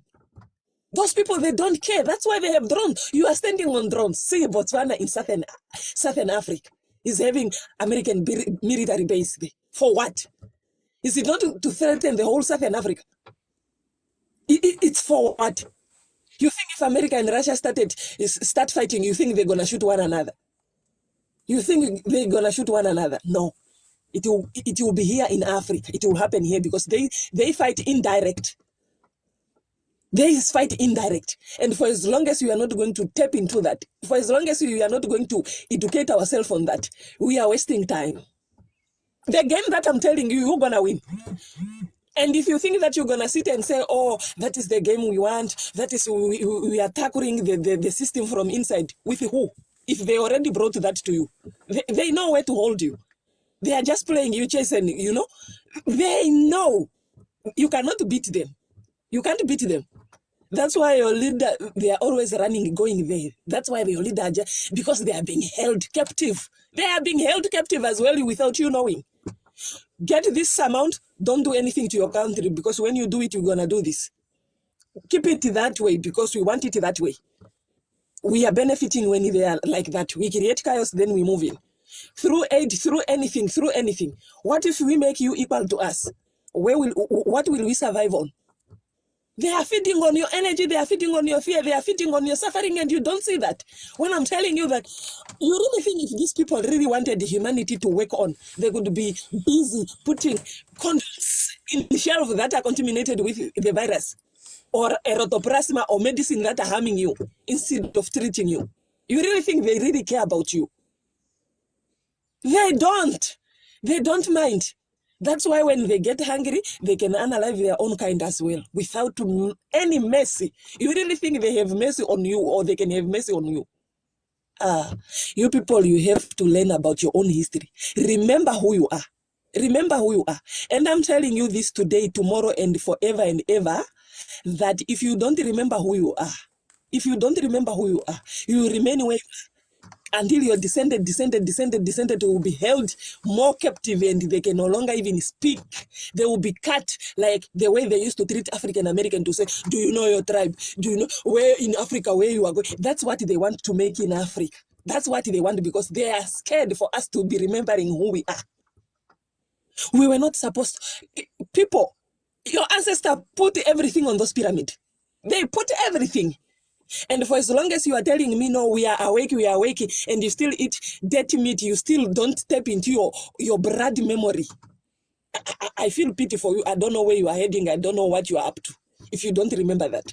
For us, we already exit that. We are already elevating to some dimension that you never know.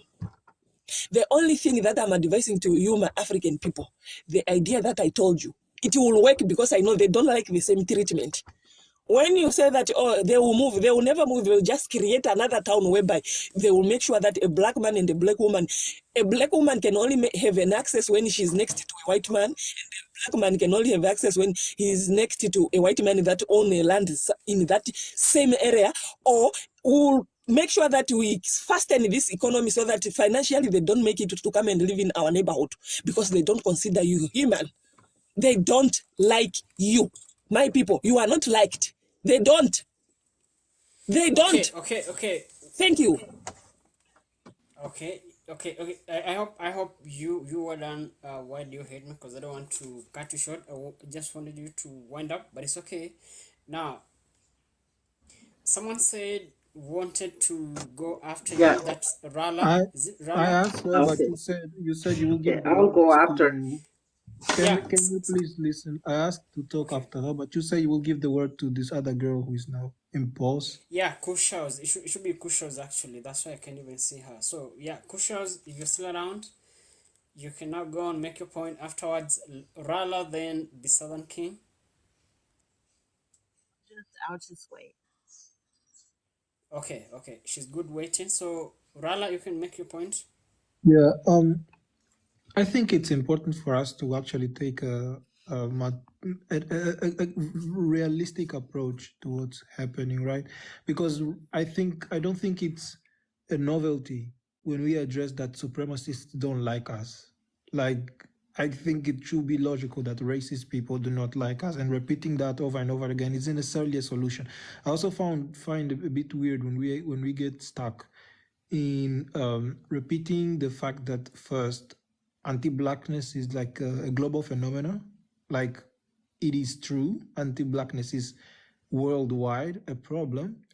However, when you will also realize that regardless of this fact, the solutions will not go via isolationism or neutrality. When it comes to geopolitics, it doesn't make any sense. First of all, we do not have, as the sister admitted earlier on when she was saying, we cannot beat them. This is pretty much an admission that we are militarily inferior in comparison to the people who oppress us. This is one of the means they actually perpetuate the oppression, is because they have military superiority. Meaning, it becomes important for you to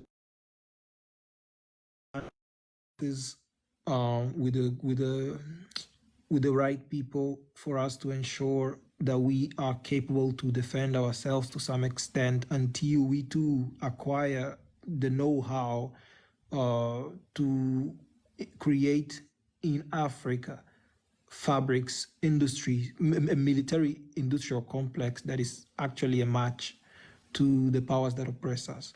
This is the logic line of thought, I would say, that the logic approach towards to materializing an actual agenda of self-defense. Otherwise, we will find ourselves caught in this cycle of admitting first that we are not a match to them, and then offering as a solution to unalive people just randomly, like, let's mass unalive people. Like, that doesn't even make any sense. You are not in the position to do that. While acknowledging that you are militarily inferior, you are also admitting that you cannot, even if you wanted to go on this immoral and ethical response, you cannot implement that while acknowledging that you are militarily incapable of doing so. So forging strategies indispensable for us. We cannot isolate ourselves, and the continent is not united. This is also something we have to acknowledge. I often, when I talk about solution, that's why I have this picture there. When I talk about solution, I prefer to look at the different blocks existing in the African continent towards this agenda of one Africa. I always say we cannot reach this place of one Africanness, of one continent, of unity and trust. And if I have, I imagine if we have a strong SADC, it is more realistic for you to talk about this strong SADC unifying with an East African Federation or a West African Federation, because then you have consolidated some new identities that are strong and actually functional. So, but now we have, even within these blocks, we have polarized nations. You look into West Africa, we have the Sahel countries who are allying themselves to the east and rebelling to the Western imperialists like France. And then you have, on the other hand, the Anglophone countries, especially in this same bloc, right, countering those efforts like Nigeria and Ghana. And you look into the southern region as well. You have in South Africa, this is the same SADC. You have in South Africa an emerging power in the EFF, right? And then in that same SADC, you have Angola bully licking the United States. You have Botswana hosting US military bases. So the trick they are playing here is they are polarizing all these regions because they understand the power that they could become as a bloc. If these blocks that we have, these are good initiatives, okay? Who are sponsoring them might be the problem. We can talk about it on another occasion. However, these are good initiatives towards this continental unity. They just don't work because they are constantly polarized on purpose. Why is West Africa polarized? Why can't they just move as one, as a unit? If that same ECOWAS was moving actually as a unit, we wouldn't have these problems we are talking here. Why is SADC being polarized as well? Why is one of our members hosting, for instance, American military base? You see, it's about the resolutions that we have, it's about the articles, the rules, and it's about ensuring that trust actually prevails in these same blocks, but it doesn't exist. And that is the problem. Someone said it's too late. It's never too late. Like, this is not what you will pass to the next generation, that it is too late. It never is too late, especially not during the collapse of the empire that is the United States. The neoliberal order is declining, is falling. Its default is inevitable. It will fall in the next few years. And this emerging multipolarity opens up an avenue for Africa. We will have more options. This is exactly, Gary Green, I agree with you. This is exactly the right time for us to engineer a different future for Africa. The solution, I personally advocate for socialism. I have the same vision as the likes of Julius Malema, because socialism emancipates the people to become class conscious, which helps them to understand automatically how capitalism works and how capitalism has been weaponized against most countries in the global south. This is why I advocate for the ideology, because I understand that the things we often discuss here when we talk about neocolonialism, all of this, it's part of the socialist package. You get that understanding from there, that critical reading of how capitalism, neoliberalism works, you will get from the ideology itself. So the EFF, besides being a Pan-Africanist party, it's also socialist. This is what I like in them, because I at least can see myself in them. I might have my own idea of what this African unity, of this state of one Africa, what will take to get there. Yeah, they talk about using one language and so on. I have some issues with that. I have also issues with the idea that we will unify at once. As I said, I am more an advocate for, first starting unities on the regional level. You have blocks like the southern region, the East African region, the West African region, because our circumstances and our interests, our agendas, our circumstances and our immediate interests might also differ depending on our geographical location. So this is something specific that I might disagree a bit with the approach of the FF. Otherwise, socialism is my solution for Africa. Because if, as Africans, if you want to succeed, you must be anti-capitalist. Why?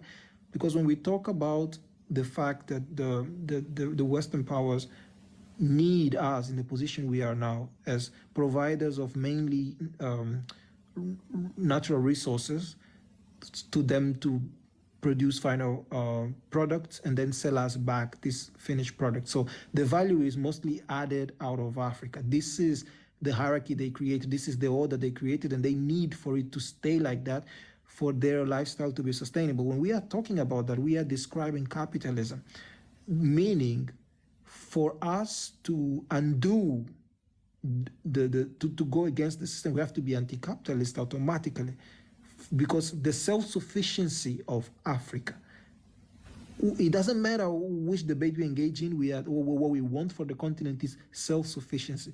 And the self-sufficiency of Africa will come from Africa going against the neoliberal order. It will come from Africa going against the capitalist order, because that's the only way we can act, because the system itself necessitates us depending on it, depending on their finished products, depending on their industries, not becoming self-sufficiency and actually productive forces of the world. We have to be simply providers of natural resources and consumerist markets. This is what the order needs from us. That's the place, the role they gave us.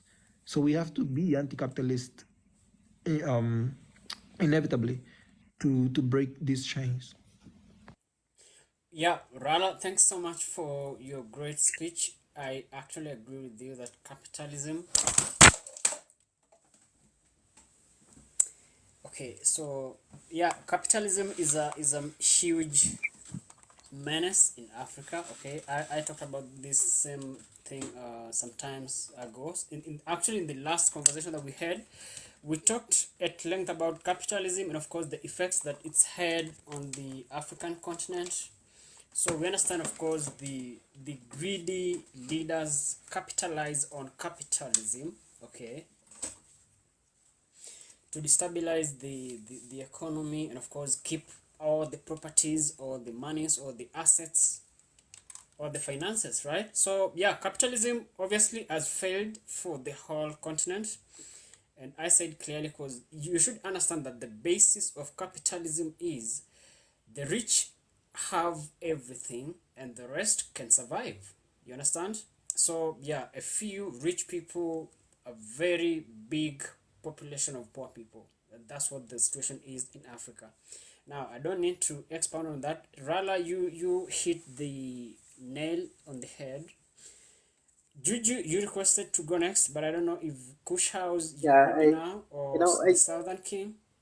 yeah, Yes. I just, yeah, I just needed to bring some of the things up here, based on the why you hate me. Like she was advocating for us to build ourselves. I really agree with that, and some of the reasons that I agree, because I live here in the West, in North America here, so there is a mosquito factory in South America, in Colombia, where they produce mosquitoes for Africa.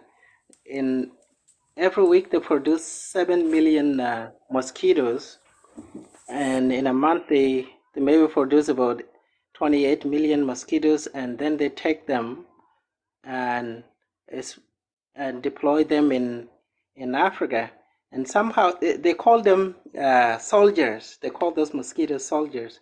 And I don't know if I can trust them, that these mosquitoes that they're producing in Colombia and they deployed in Africa, they said it will eat the natural mosquitoes that are carrying the parasite, the malaria parasites, and that's their claim. So this is what has been happening, and they are proud that the mosquitoes are killing 1 million people a year. So this program is run by some companies from the U.S.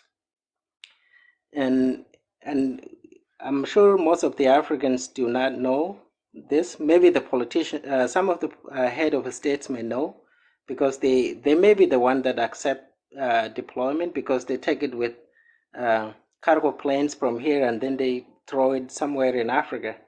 So that's what's happening. And there's another program in the state of California here in the U.S. They have a wheat, some kind of wheat. It's a GMO wheat that the engineered. They changed the Asia.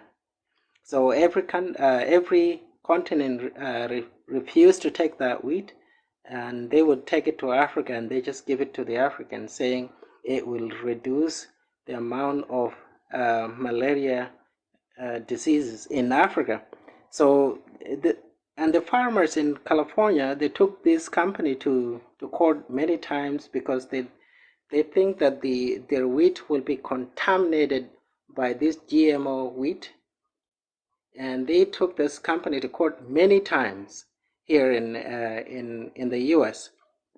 And there is another program, like in the late mid 1970s, 1974, when Egypt and Syria were attacking Israel at that time, same day, Israel attacked them back, captured Sinai Desert, captured Golan Heights from Syria. So the Soviet told the Egyptian that we are going to attack some of the Israeli military bases. We will attack them using our missiles. And U.S. got involved and said, if you attack Israel, we'll attack you. So while this was happening, the U.S. Government loaded some of their submarines and sent them to China. They had no problem with China. They were not fighting with China. But they loaded some of the submarines and sent them to China and said, if they're going to destroy themselves, if Russia and U.S. are going to destroy themselves, including all of Europe, they don't want China to become a leader after all of them are dead. So they wanted to destroy China, India, Pakistan, all at once. Even though these people have no part in their conflicts. The conflict was between Russia and U.S. But somehow they thought, if we leave the Chinese alive, they will take over the world. So they wanted to destroy all of Asia. And the recent conflict with Russia and Ukraine, and a lot of Africans support the Russians. So I'm sure they added Africa into the list where they wanted to destroy China at the same time when they destroy Russia. So Africa needs to wake up, because when these people are fighting each other here, they're thinking of destroying us at the same time. We have no part in their conflicts, but somehow they think, let's destroy these people because they're going to take power. They will be world leaders. So the recent thing, COVID-19, African leaders, the AU was asking the EU or the World Health Organization for vaccines, and they refused. They refused to send any vaccines to Africa. So Africa was, and the North American people here and the Europeans, they thought that COVID-19 was the most dangerous thing and it's gonna wipe out Africa. That was their plan. So they hoarded the vaccines here in Europe and North America, thinking that let's let the Africans die. So I'm sure the majority of Africans, out of the 1.2 or 1.3 billion people, maybe 300 million are vaccinated against COVID-19, but nobody died there. Very minimum amount of death from COVID-19, but they were hoping for the Africans to die from COVID-19 in masses, because I think one of the lady in the US said if COVID-19 goes to Africa, they have to use those front loaders to remove the bodies from the road. That's what they were thinking.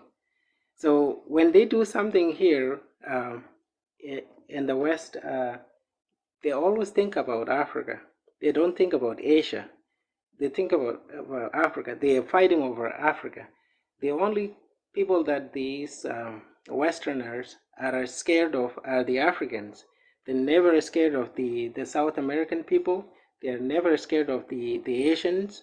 But if an African leader says something, they are very scared of the African leaders. Only African leaders are scared the Western world. Nobody in they don't care. Even the Chinese, they have nuclear weapons. They don't care.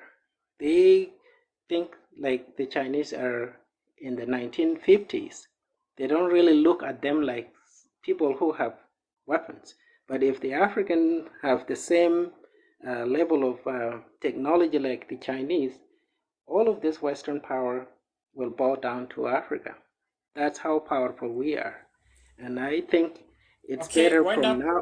wind up, Southern King, Okay, wind up. yeah, 10 seconds here.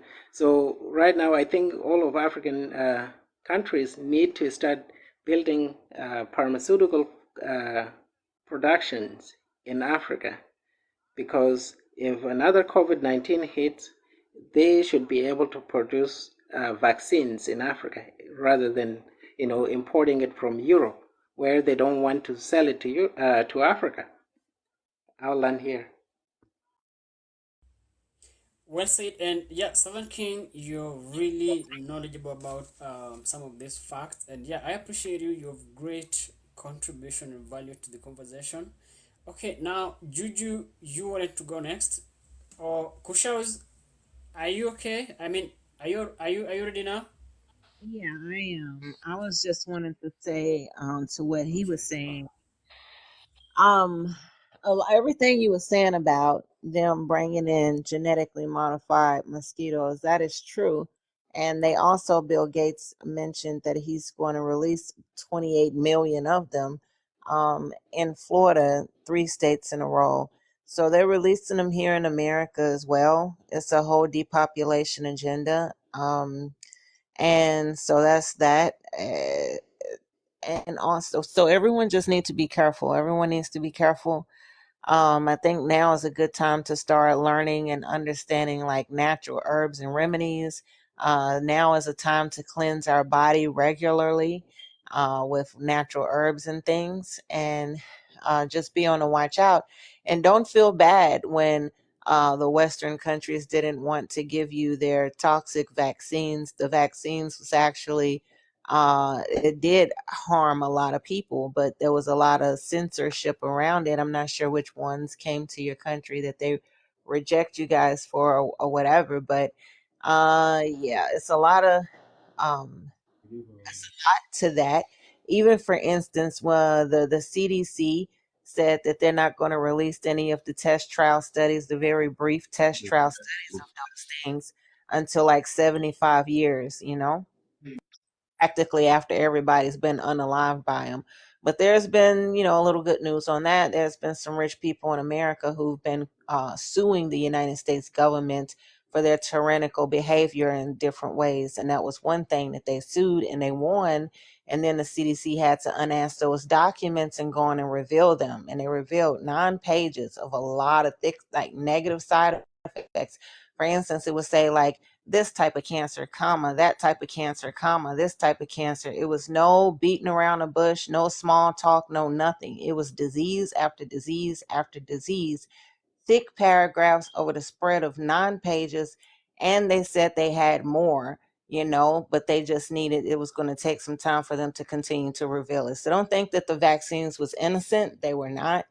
I would advise you guys, don't take anything that come from the West. Don't even use it on your farm animals. I wouldn't use their freaking lotion, anything like that. I don't use American products like lotion, and all this stuff. I try to stick with the most natural products as I possibly can. But yeah, they definitely trying to unalive us. One other thing to pay attention to is the fact that they're going extinct. They're going extinct on a grand scale, so this will be over soon. All pale complected people is just really not enjoying the sun at this point. So we're in a different spectrum of light. It's hotter and brighter than it ever has been before. Dated back in 2009 was a census that went on that discovered that every 57 seconds a white person dies of melanoma skin cancer. And it's not just them, it's all pale complected people. There's a chart that shows the races of people in which are going at the highest rate for melanoma skin cancer, and it just started all of the pale complected races. So there is that. That is the reason why Bill Gates is trying to deflect the light of the sun back out into space. You know what I'm saying? I don't think they're having too much success with that. But also, I wanted to say, when it comes down to it, every community in Africa and all over the world should create their own nonprofit EFF business. Try to go around your community to encourage everyone to join it.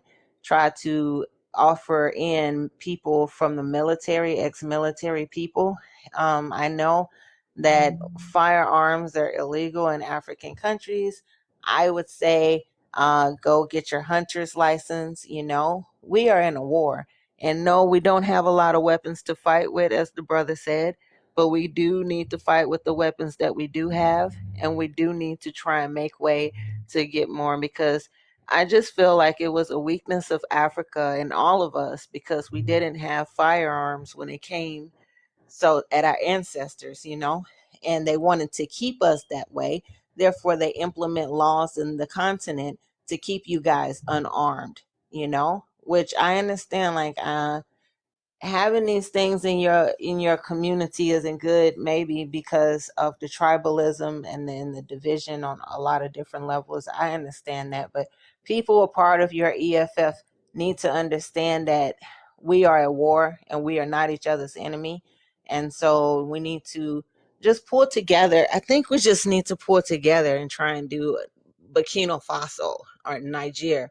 Figure out what happened there and try and start your own EFF that can grow a strong enough military that can train the civilians in the community and can do what they did in Nigeria and all of that. That would be great if, more of that kind of movements can spring up all over Africa, right? If there are movements like the EFF that spring up in every country in Africa and become pretty powerful with a large momentum, then if all of you guys unite these EFFs and stuff like that, it would be great. It would be great. It would be like a under government military brought on by the people, and so there should be ways we can all support these type of movements. But I would also, as for a last thing, would suggest that if anyone did take my advice and go about the mission of starting or doing something like this, that you would protect it with African spirituality. I think the weapons that we do have to fight with is African spirituality, and it needs to be looked at because they took it from us for a reason. If it was powerless, if it did not intimidate them at all, they would have let us continue to play along with it. But they unalived our people over here if they caught us practicing it. So they know it's a weapon and they know it's powerful. And then so we need to pick it back up again and understand it and practice it. So I think that our spending power, we may be the brokest people on the face of the earth collectively in a statistical basis, but nevertheless, we have the largest spending power somehow. And we should start bartering and boycotting and doing things like that, because that's what really hurts them when you hit them in their pockets. All this protesting and crap like that doesn't work. They don't care how you think or what you feel. You're standing out there with your signs. But the moment you stop their money from flowing in the way it used to, that probably would really bother them. You see? So boycott, believe in boycotting wigs, eyelashes, makeup, just keep our money in our pocket and just put it more into our community. And let's stop spending on frivolous things. Let's get prepared, grow your own food, figure out how to clean your own water and get yourself strapped, get yourself ready. We are at war. So that's it. Yes, Kushos, thanks so much for giving, of course, us the American perspective or the way things have been happening or unraveling in your country. And you, of course, do you think, hey, can you mute the mic for a minute? So, yeah, Kushos, of course, do you predict that if nothing is done on the African continent, of course, what's happening to you guys over there would cross over and will be the exact situation, I mean, the exact situation or events that will be happening to us back in Africa, okay? And of course, it's already happening. You understand the Bill Gates plan and agenda in Kenya that they want to have or digitize the people.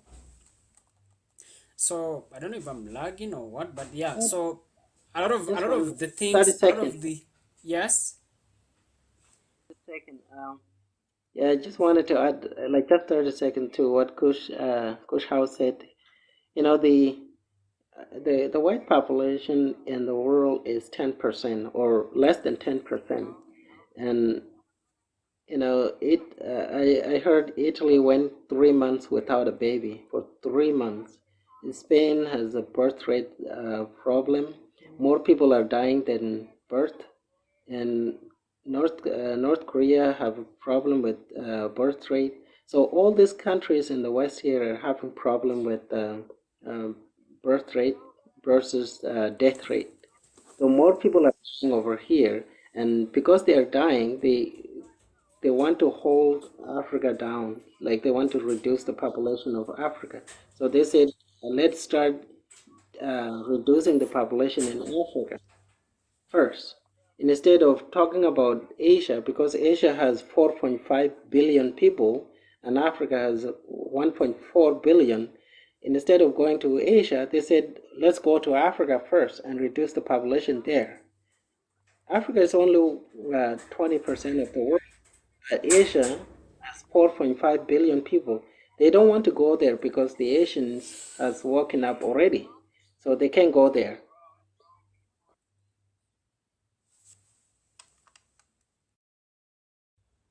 Right. And Okay. I just, Okay.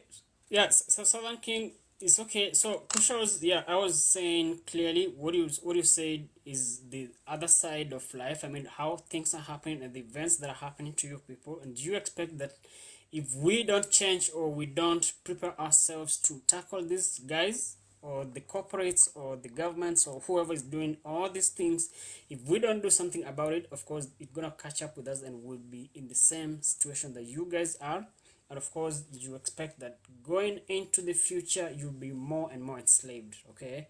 And that of course means being controlled, surveilled, because that's what the developed world is. You first want to digitize the people, you want to control the people, you want to surveil them, so that afterwards, I mean, that alone is enslavery, okay? It's slavery. So the same thing is happening in Kenya, and of course I shared with you the Kenyan president what's trying to implement in the country, of course in partnership with the Bill Gates Foundation, the digitization of the IDs. So that means all of us will be surveilled and will be controlled from a central point, okay? Because if the surveillance is a central thing, then that means, of course, the central government controls everyone out there. And that control, of course, is not just the surveillance alone. It's also about every other detail that you have, every other bank account that you have, every other asset that you have, okay? If the digital ID is implemented and happens, I mean, it starts to work, that means all of us will be controlled from a central point, in the sense that even our own finances will be owned by the government. So the government will regulate how much you have, how much you should pay, how much you should spend, everything, right? So yeah, and again, I don't think, because I've been trying to think about these solutions that we're giving, because I was writing, okay, and I said I have the videos. We said clearly we're gonna write a book. That book should be coming from the solutions that you guys always give on this platform, the ones I've written down and the videos that we have. So do you guys take time and think about the the approach of this struggle of the battle in a way that, because most of you, when you speak about arming ourselves, like it should be a confrontation. Do you believe going the war way or the technological way or the psychological way, which is better? Do you think we can even stand a chance against the Europeans in terms of a combat? You think that's something we can win over them, or we can even defend ourselves? Don't you think that this battle should be approached from a way of like